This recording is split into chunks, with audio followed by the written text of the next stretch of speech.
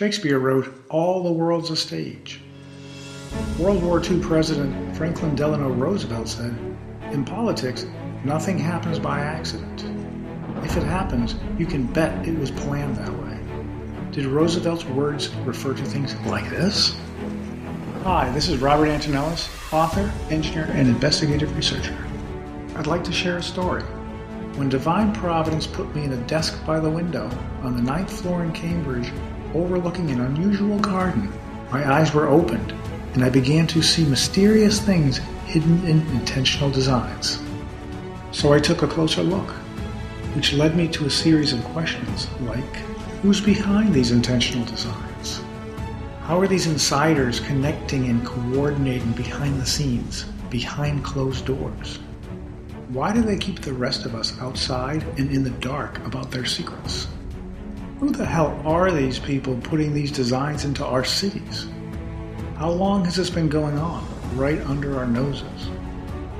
Why do these designs seem to be celebrating disaster and destruction?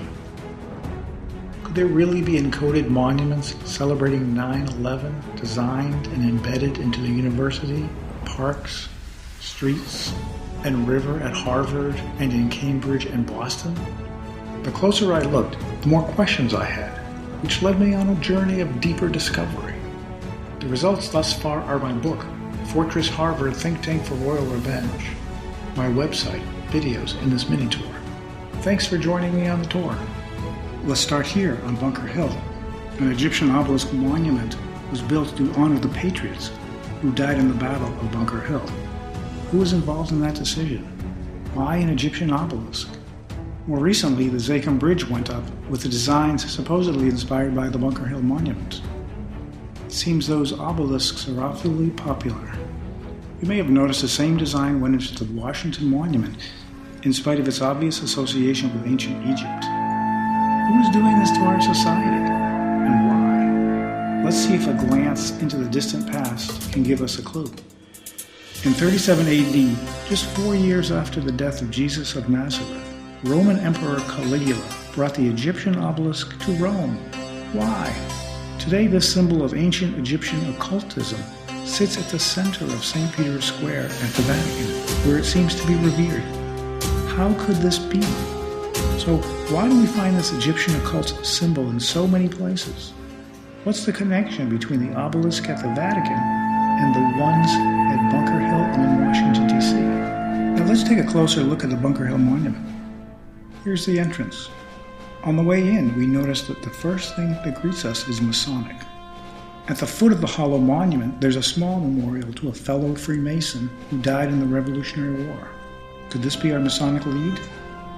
Yes, Joseph Warren was a war hero and also a Freemason.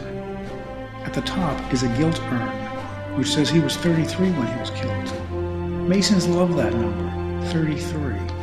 He was actually 33 years and 6 days old. Oddly, Joseph Warren wore his best suit to the battle that day where he died. Did he know he was the perfect age to die for his lodge? King Solomon's lodge recently left flowers.